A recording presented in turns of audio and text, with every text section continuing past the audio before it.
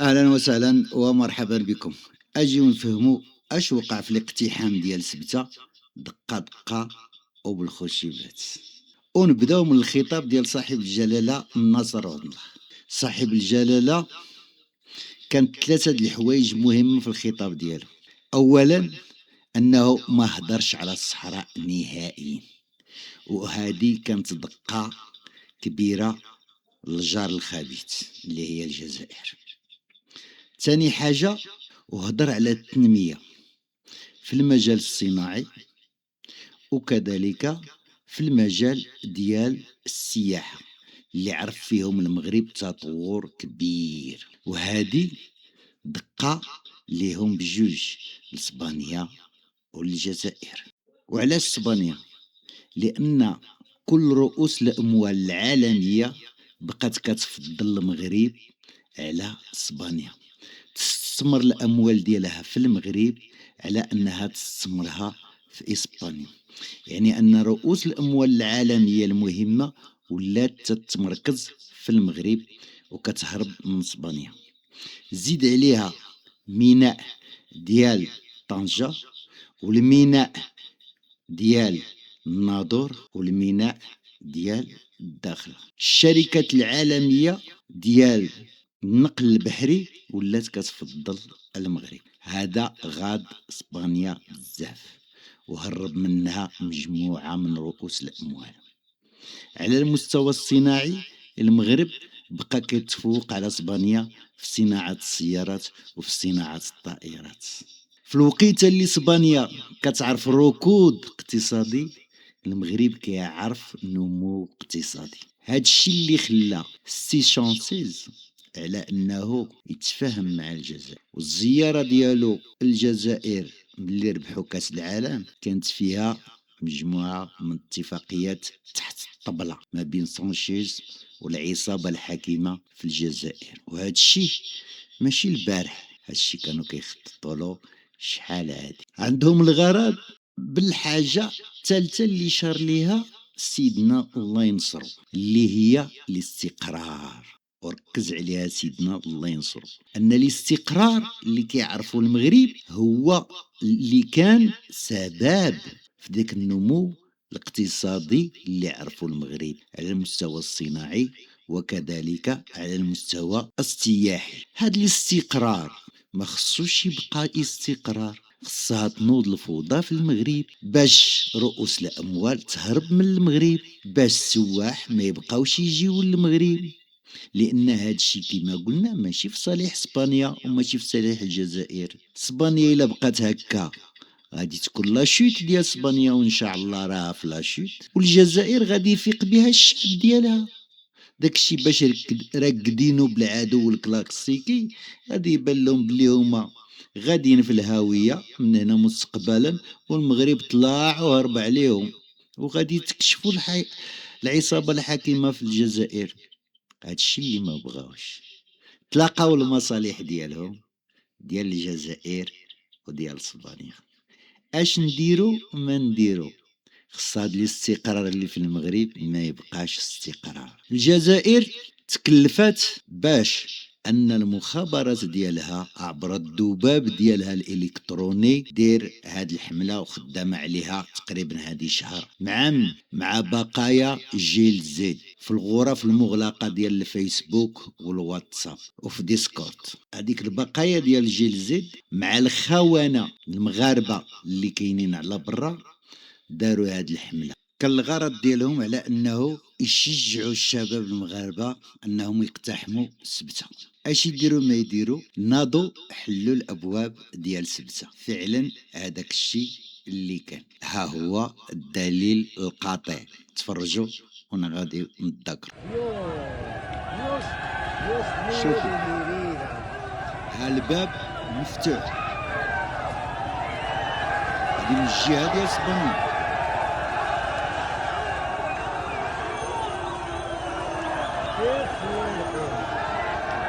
واش المخابرات المغربيه كانت ناعسه؟ المخابرات المغربيه اللي كتعلم دول في اوروبا، في هولندا، فرنسا، المانيا، في اسبانيا، انه غادي تكون عمليات ارهابيه. هادشي كامل كيتوجد في الفنيدق وفي المدن المغربية، والمغرب ناس، المخابرات المغربية ناس. لا، كانوا كيدرسوا كيفاش يتعاملوا معاه. واش غادي يدير المغرب نفس الشيء؟ انها اسبانيا وها الجزائر ربحوا. علاه؟ المغرب الا دخل في اصطدام وحاول يولي المخازني ديال اوروبا وديال اسبانيا، هذا هو الغرض. غادي يدخل في الاصطدام مع الشباب المغربي، غادي يطيحوا الرواح. هاد الشباب المغربي شي جاي من كازا، شي جاي من مكناس، شي جاي من فاس، شي جاي من الرشيدية، من جميع مناطق المغرب. يعني تنوض الفوضى في المغرب. هاد الشي اللي بغاه سانشيز وبغات اسبانيا، يعني داك الامن وداك الاستقرار اتزعزع، وما تبقاش ثقة ما بين الشعب المغربي وما بين المخزن، يعني الملك. مستهدفين الملك وبالضبط في عيد العرش. هذا هو المخطط الجهنمي اللي كان ديرو سانشيز والجزائر. سانشيز علاش مشى معاهم؟ مشى معاهم لانه غراتو الجزائر، عطاتو جميع الامكانيات، عطاتو الغاز فابور، عطاتو جميع الاستثمارات. انا الشركات الاسبانيه اللي راه مخنوقه تجي وتدخل الجزائر ما تخلص والو، ما تخلص غاز، ما تخلص ضوء، ما تخلص ماء، ما تخلص ارض، تجي وما تخلص ضرائب، تجي ودي الارباح 100%.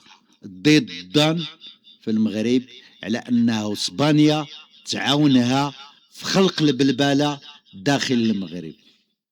المخزن كان ذكي، ما دخلش في اصطدام مع الشعب المغربي ومع الشباب المغربي، وما منعش الشباب المغربي، خلاه الشباب المغربي يعرف حقيقة اسبانيا، وان اسبانيا ما بقى فيها ما يدار. وديك النظرة اللي عند الشباب المغربي على انه اسبانيا هي الفردوس، خصو الشباب المغربي يطلب عينه ويعرف بانه اسبانيا هذه خدعه. اسبانيا الصبليون ولاو كيجيو للمغرب يخدموا في المغرب. حتى المخزن حل البيبان، قال لهم زيدوا تفضلوا الشباب، بغيتوا اسبانيا ها هي اسبانيا. ها الدليل نعطيه لكم دابا. هانتوما المخازن حل لهم الباب، قال لهم زيدوا دخلوا، حنا ما نضربوا معاكم ما نمنعوكم. تفرج.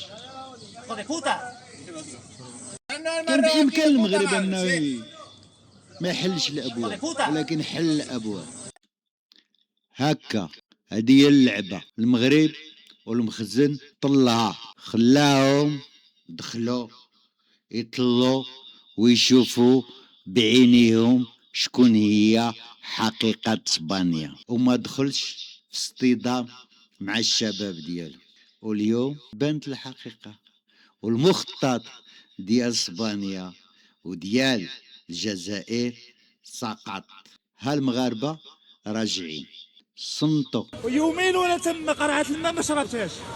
الفرحه واخا فرحنا بلي مشينا وقلنا الله اكبر صليتي، والله حتى الفرحه هيالي.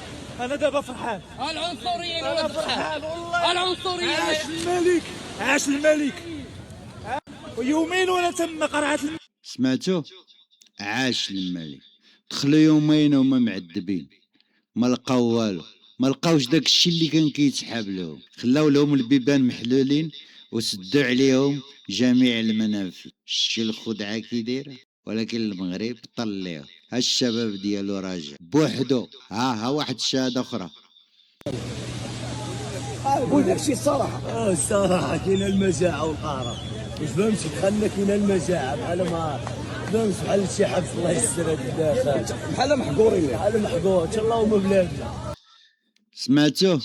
ما كاين غير المجاعه والقهره، محقورين. قال لك تهلاو في بلادنا، طلعوا على الحقيقه شكون هي. مع المغرب، مع المخزن اسبانيا. المخزن اسقطهم. هانتوما تفرجوا المغاربة راجعين بوحدو، طلوا شافوا الحقيقة هما راجعين كاملينو. شوف هاهم، ها البوابة مفتوحة هما راجعين كيما دخلوا جحافل، هاهما راجعين جحافل. يلا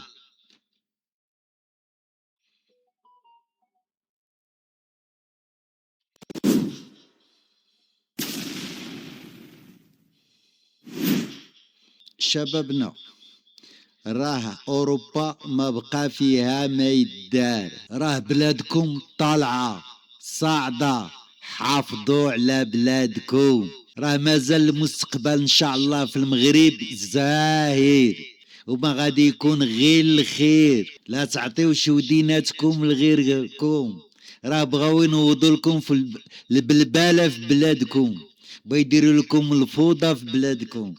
ايوا كونوا عقال، لا تكونوش خفاف. يلا بالسلامة عليكم، حتى الفيديو اخر ان شاء الله.